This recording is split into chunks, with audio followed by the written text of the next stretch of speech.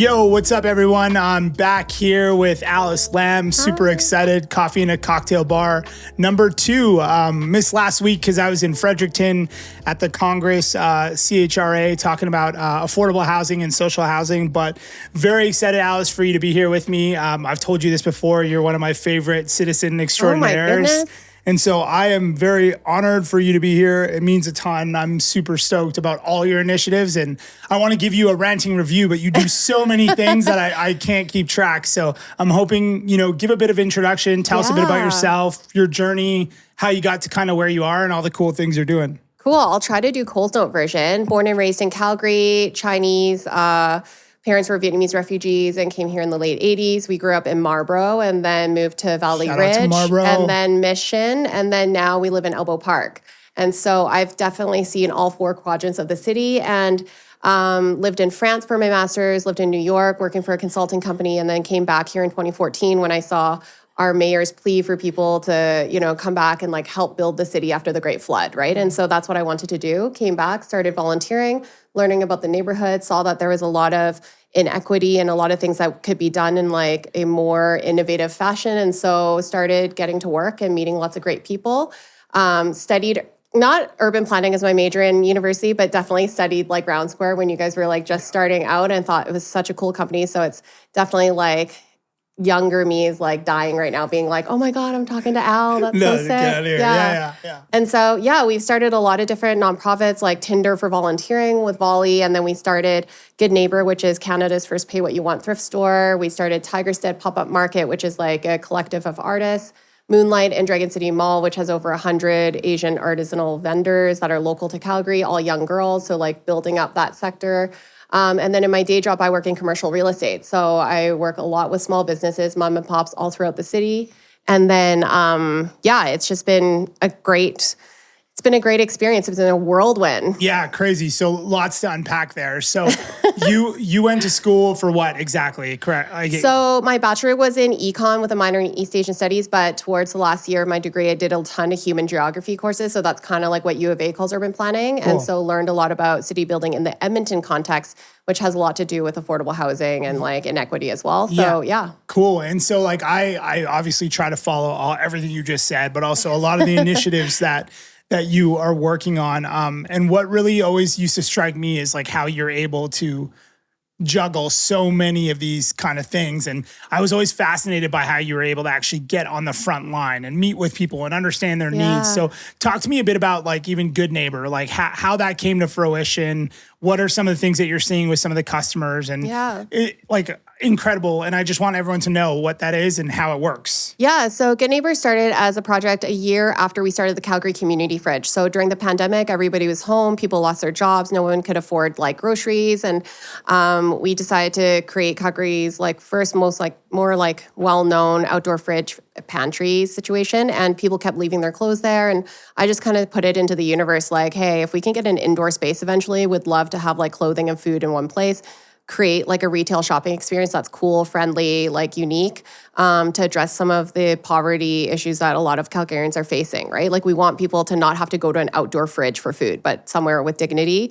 And so with a group of 60 volunteers, we built out the space. A landlord basically offered us a building and allowed us to kind of run with our idea. And it was a lot of work, a lot of elbow grease, definitely not for the faint of heart, but everybody just knew that Calgary needed this. And so now we provide free clothing, food, toiletries to anybody who comes through the door. There's no income requirement. And we're self-funded and we basically get clothing from Calgarians like you and me. So people who have stuff in their closets, don't donate to Value Village, donate to us. We have a fundraiser side as well that helps us raise money so that we can buy sandwiches and toiletries. So we're distributing that to over 400 Calgarians. And you'd be surprised at the population that comes in the door. It's not just you're typically sleeping rough, unhoused individuals. It's young students, it's families, it's new immigrants to Calgary, it's the working poor, and it's a lot of seniors. And so this is why I'm so passionate about affordable housing. Why can't they afford clothing and food? It's because too much of their budget is going towards housing and medication.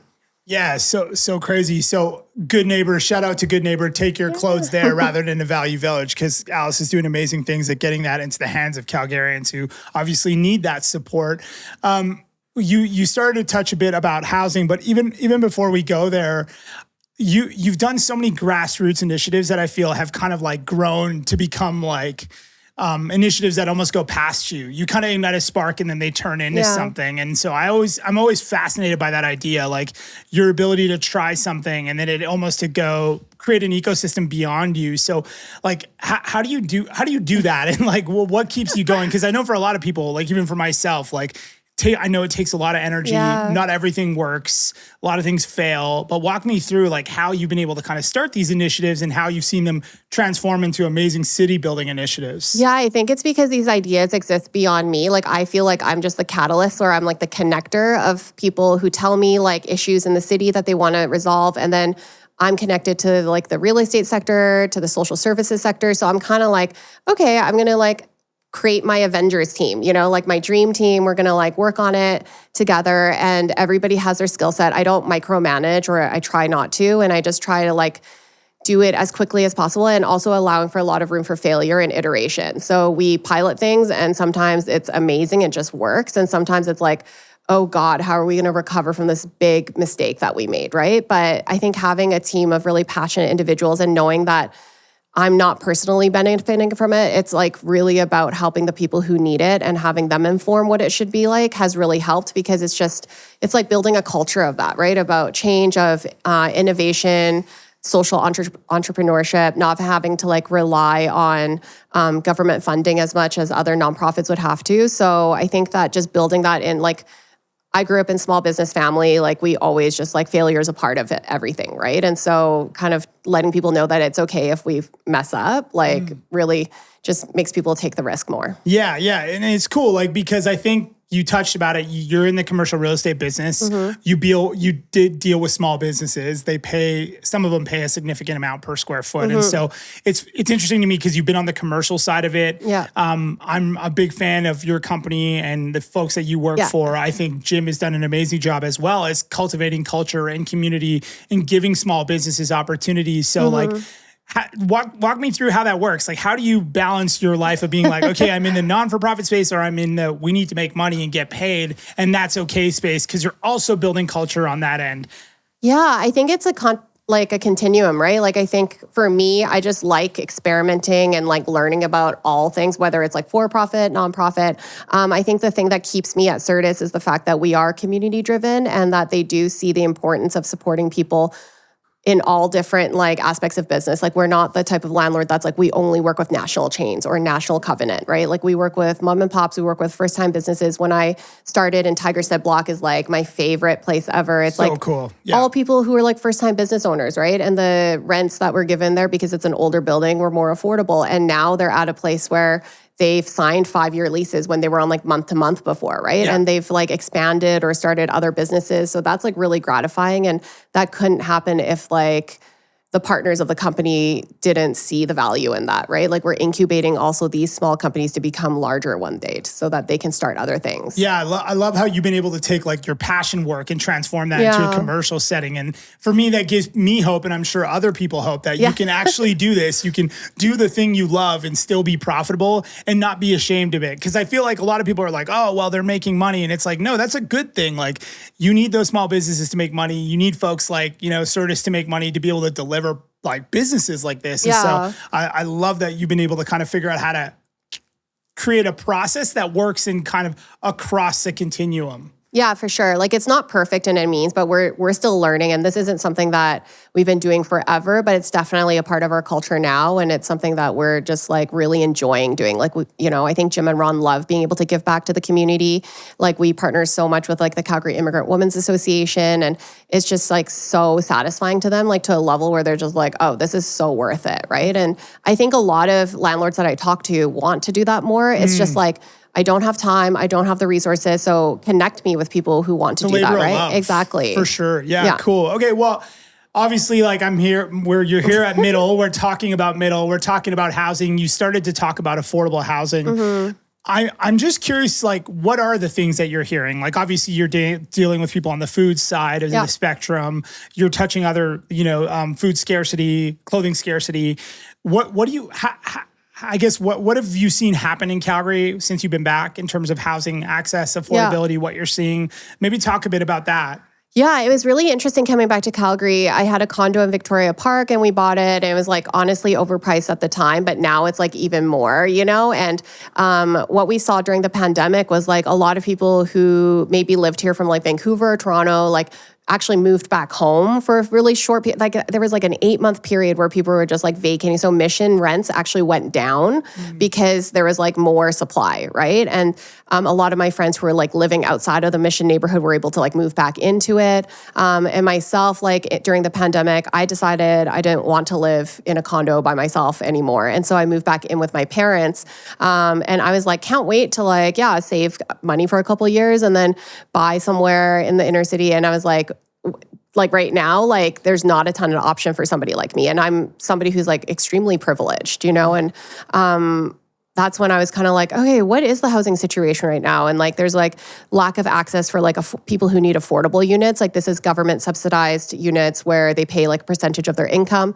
There's also a lack of supply of like affordable rentals because now, you know, as things get more expensive and more people moved into the city and like demand went up, you know, people just got pushed down the housing spectrum, right? So people like, usually you had like a couple sharing a 2-bedroom unit. Now they're downsizing to a 1-bedroom unit because their rent went up so much. And so then the 1-bedroom unit pushed out the single person who now is like bachelor or basement suite, right? Or back to their parents. And the lack of upward mobility is getting constricted. And it's just like, and a shortage of supply. Like some people are like, well, I can afford more, but I can't actually like, there's no choice, right? And so there's the two issues right now. And the city put out this like affordable housing task force and put together like a bunch of recommendations. And so there's like a bunch of stuff that we have to do, including 98 recommendations.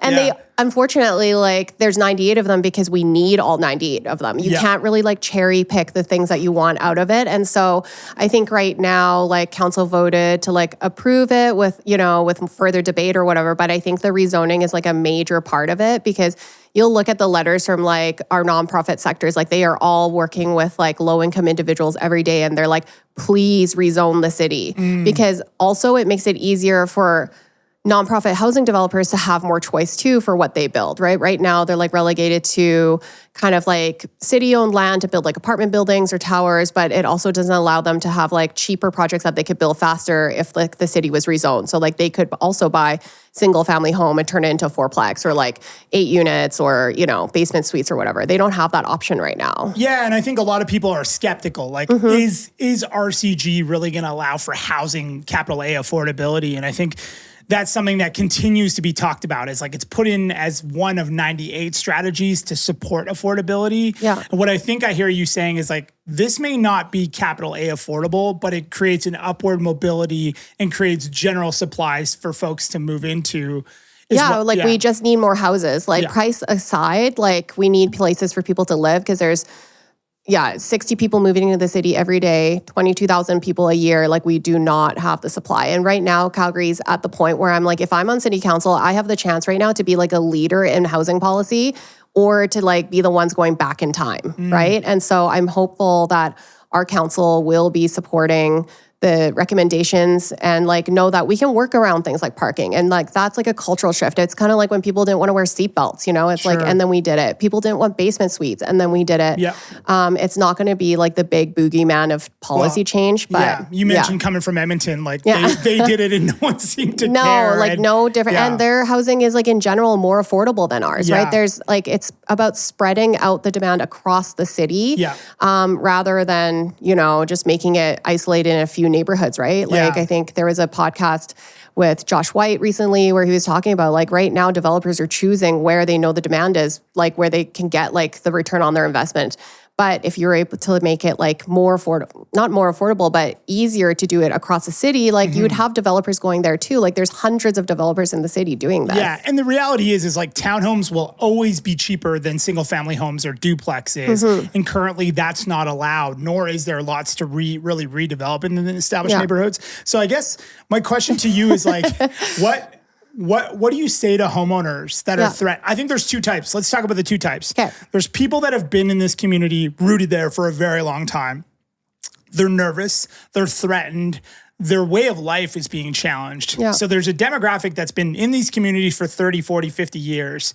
What would you say to those people who are scared and are not sure how middle housing could service them?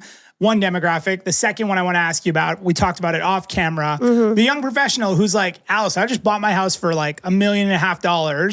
My property value is going to go down. Like, where am I going to park? I don't want this many people. Right. I understand, like, those are two legitimate concerns, but how would you respond to those people? Yeah, I think for the first people who are really established in their neighborhoods and they're worried about how this could change the context of their neighborhood, I would just say, like, if you want your neighborhood to retain the value that it has, like, for instance, in Elbow Park where my parents live, like, people love it because it's close to the river, but it's also close to Mission, this amazing, like, retail shopping food district. Those businesses cannot survive without density. And also, I'm like, don't you want to live near your kids? Like, I know people who live in Elbow Park and Crescent Heights and Rosedale, and their kids cannot afford to live in these neighborhoods. Like, their kids are buying out in the burbs. And it's like, do you really want to drive on the ring road for 30 minutes to get to your kids, like to see your grandchildren, stuff like that? And also, it's just like, you got to choose to live here. You should allow other people to as well. Like, you can decide what you want to do with your home. Nobody's forcing you to change anything, but like, let your neighbor decide as well. That's and like, a good point. Like, it's not a forced change. It's an option that's being provided. Exactly. And based on land values of a lot of like the higher income neighborhoods, like, honestly, it's going to be very hard pressed for somebody to buy like $3 million land to turn into like a duplex, right? That's not going to happen. But I think that the change is going to happen regardless. And so just like, I hope that we can prove that it's going to be better for the city than worse. And I really do think that, but we're both on opposite sides right now. So only time will tell. And then for the people who are, you know, buying into neighborhoods for a certain lifestyle and worried about parking and stuff like that, I think that with the investments that the city is making in like public transportation and bike lanes and things like that, like, you will eventually see a decrease in car usage. And also they've seen that with millennials and Gen Zs, like, a lot of them are not buying cars anymore, A, because of the cost, but B, because they're just like, it's easier for me to take the train. It's not like our house doesn't have enough parking anyways.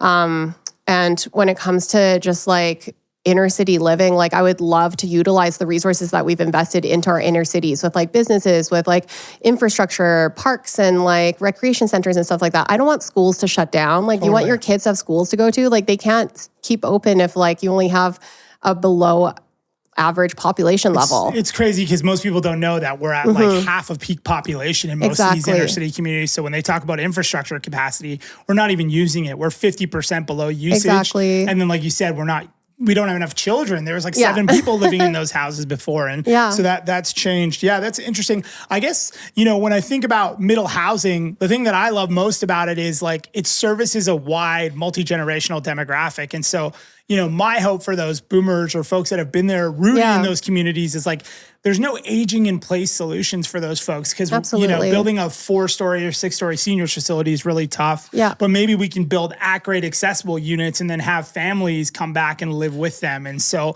that is my hope for middle. And I think ultimately, like, you know, maybe you can answer this, but the idea of property rights, it's like, you own your property. Isn't it a conservative kind of movement to say, I should get to decide what I want to do with it? It's like, give us the freedom to do what we want with our properties. And you know, housing is a human right that we have to like deal with, but like, parking is not. I'm sorry. Yeah, you know? fair. Walk the block. It's not I know that's like contentious. I'm lazy. I drive and like, if I have to walk to my car one day, I have to walk to my car one day because the benefits outweigh the cost. Yeah. And it's funny because you talk about the small businesses that want to be in this community that actually thrive off the density, but then can't succeed because there's not enough people living in these communities. And so I know a lot of folks move to the inner city for those amenities. And so you being on the business side is really interesting. I want my tenants to survive. Like, I want small businesses to thrive, right? Like, it's multi-generational. Like, people have invested so much money into this, and it sucks that we don't have the population to support it. Yeah, no, sweet. I super appreciate you being here. If you own a small business,